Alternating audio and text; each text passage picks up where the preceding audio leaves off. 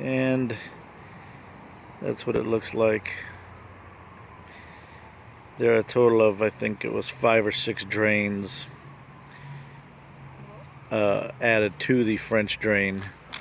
So it'll have 2 ways to collect the water. But we were getting a lot of puddling here the last few years. And this has not been compacted down yet.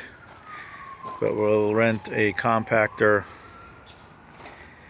and compact it down once the complete final grade is done.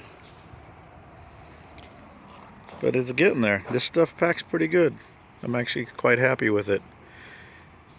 We'll see once we get a good heavy rain, but I think we'll be okay. Alright, unless I post another video, I think this is about it. Thanks for watching. Hopefully it helps you in your project. Let me know. Alright. Stay safe, stay well. Crazy times. Get through it. Find something to do at home like this.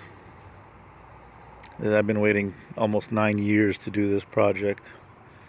So, found the time, had the money saved up. All right, have fun.